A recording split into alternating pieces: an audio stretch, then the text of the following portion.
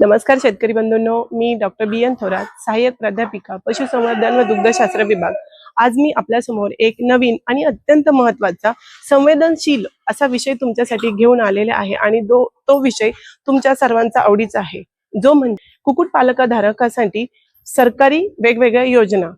तर यामध्ये ज्या काही कुक्कुटपालकधारकांसाठी केंद्र सरकार आणि राज्य सरकार यांच्या विविध योजना उपलब्ध आहेत, यामध्ये ज्या काही केंद्र शासनाच्या आणि महाराष्ट्र सरकारच्या विविध योजना आहेत, या शेतकऱ्याला पूरक अशा आहेत किंवा कुक्कुटपालकधारकाला पूरक अशा आहेत की महत्त्वाचा रोल असा आहे की या योजना अंतर्गत जवळपास 75% पर्यंत अनुदान मिळतं, कमी व्याजदरात कर्ज मिळतं, विनामूल्य कुक्कुट पालकांसाठी विनामूल्य खाद्य पुरवठा कसा करता येईल याची उपाययोजना केलेली आहे। आणि या योजना नॅशनल लाईव्हस्टॉक मिशन त्याचबरोबर पंचायत समितीच्या विविध विभागांमार्फत उपलब्ध करून ग्रामीण रोजगार त्याचबरोबर स्वयंरोजगार कसा उभा करता येईल आणि त्यास कशी चालना देता येईल यासाठी या योजना आहेत। आणि हेच जाणून घेण्यासाठी मी आजचा हा व्हिडिओ तुमच्यापर्यंत पोहोचवत आहे। आता यात आपण सर्वात महत्त्वाच्या योजना कुठल्या याची सविस्तर माहिती पाहणारच आहोत। तर पहिली योजना आहे राष्ट्रीय लाईव्हस्टॉक मिशन। तर या राष्ट्रीय लाईव्हस्टॉक मिशन अंतर्गत जे कुक्कुटपालक धारक आहेत यांना जवळपास 50% भांडवली अनुदानाचा लाभ मिळतो, म्हणजेच 50% सबसिडी त्यांना मिळते। तर दुसरी योजना आहे देशी कुक्कुटपालन योजना। या देशी कुक्कुटपालन योजना ही महाराष्ट्र शासनाने 2025 या वर्षी सुरू केलेली आहे आणि या देशी कुक्कुटपालन योजना अंतर्गत जवळपास आपल्याला 100 देशी सुधारित कोंबड्या खरेदी करण्यासाठी 75% अनुदान दिले जाते। त्याचबरोबर यांना लागणारे 200 किलो खाद्य हे तुम्हाला विनामूल्य या योजना अंतर्गत दिले जाते। सुधारित देशी कोंबड्यांची योजना पाहिली, यानंतरची योजना अशी आहे की जी ब्रॉयलर पक्ष्यांशी रिलेटेड आहे, जी की 100 ब्रॉयलर पक्षी संगोपन योजना आहे। या योजनेअंतर्गत 100 ब्रॉयलर पक्षी खरेदी करण्यासाठी सरकार आपल्याला 75% अनुदान देते आणि जे अनुदान डायरेक्ट लाभार्थ्याच्या बँक खात्यामध्ये जमा होते। यानंतरची योजना अशी आहे की जी जिल्हा स्तरावर आणि पंचायत समिती स्तरावर होते, म्हणजे जिल्हा समिती आणि जिल्हा परिषद योजना। या योजनेअंतर्गत म्हणजे ही जी काही योजना आहे ती पंचायत समिती स्तरावर कुक्कुटपालनासाठी किंवा कोंबडी पालनाच्या संगोपनासाठी शेड उभा करण्यासाठी विविध विशेष अशा ज्या काही योजना आहेत त्या उपलब्ध आहेत आणि त्याचा सुद्धा लाभ आपण कुक्कुटपालकधारक घेऊ शकता। आता सर्वात महत्त्वाची योजना आहे की जी आपल्या सर्वांना ज्ञात असलेली SBI बँक आहे आणि त्या बँकेशी रिलेटेड आहे।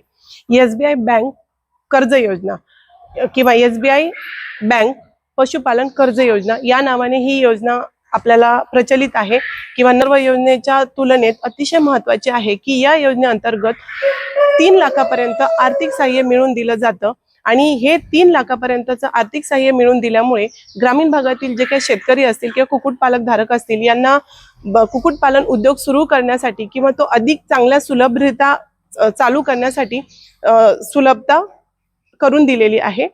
आता या आपण योजना पाहिल्या, या योजनेचा आपल्याला लाभ घ्यायचा आहे, पण त्यासाठी काही अटी सुद्धा असतात किंवा काही आवश्यक माहिती असणं गरजेचं आहे।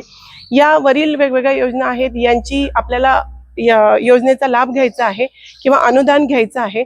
तर यासाठी अतिशय महत्त्वाचं आहे, पहिला म्हणजे आपण महाराष्ट्राचा रहिवासी असणं अत्यंत गरजेचं आहे। त्याचबरोबर आपलं आधार लिंक असं बँक खातं असणं आवश्यक आहे आणि याच्याही व्यतिरिक्त जर आपल्याला फॉर्म भरायचा असेल किंवा अधिक माहिती पाहिजे असेल तर आपण पशुसंवर्धन विभागाच्या जी काही ऑफिशियल वेबसाईट आहे या संकेतस्थळावरती भेट घेऊन तुम्ही ती माहिती जाणून घेऊन याविषयी डिटेल माहिती त्यावर दिलेली आहे आणि तुम्ही या योजनेचा लाभ घेऊ शकता। महत्त्वाचा टप्पा राहिलाय, ही सर्व माहिती मी तुम्हाला सांगितलेली आहे, पण अर्ज प्रणाली कुठे करायची किंवा कशी करायची अगदी सोपं आहे। तुम्ही ज्या ठिकाणी राहता म्हणजे तुमच्या स्थानिक पातळीवरती जे काही पशुसंवर्धन विभाग असेल, पंचायत समिती असेल किंवा नॅशनल लाईव्हस्टॉक मिशन यांच्या ज्या काही ऑनलाईन पोर्टल आहे याच्यावरती तुम्ही होम पेज वरती जाऊन अर्ज प्रणाली करू शकता। अर्ज प्रणाली करणं सुद्धा खूप सोपं आहे, जी की आपण आवश्यक काय काय डॉक्युमेंट लागतात किंवा काय काय महाराष्ट्राचा रहिवासी असावा, बँक खातं, आधारची लिंक असावं, ही माहिती तुम्हाला सांगितलेलीच आहे। परंतु याच्याही पलीकडे जाऊन आपण वरील योजनांचा लाभ घेऊ, परंतु जर आपल्याकडून काही चुका झाल्या तर आपलं कुक्कुटपालन व्यवसाय हा यशस्वीरित्या पार पडू शकत नाही. तर यासाठी सर्वात महत्वाचं आहे आपला शेड असेल तो स्वच्छ असावा. त्याचबरोबर आपल्या पक्ष्यांना लागणारा जो काही आहार आहे तो संतुलित आहार देणं खूप गरजेचं आहे. त्याचबरोबर त्यांना वेगवेगळ्या जे काही बॅक्टेरियल, व्हायरल, प्रोटोझोल, वेगवेगळे फंगस डिसीज असतील त्यांची लागण होऊ नये म्हणून रोग प्रतिबंधक उपाय वेळोवेळी करणं गरजेचं आहे.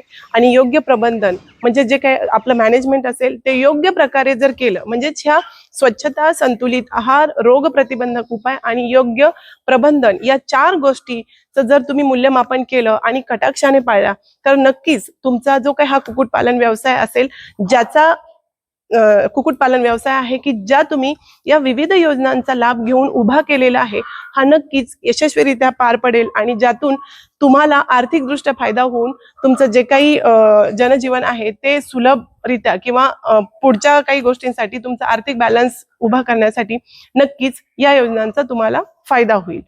व्हिडिओ शेवटपर्यंत पहा. व्हिडिओ आवडल्यास माझी शेती माझी ओळख या YouTube चॅनलला सबस्क्राईब करा. त्याचबरोबर आपल्या नजीकच्या प्रत्येक शेतकऱ्याला किंवा कुक्कुटपालकाधारकापर्यंत हा व्हिडिओ पोहोचवण्याचा प्रयत्न करा. धन्यवाद.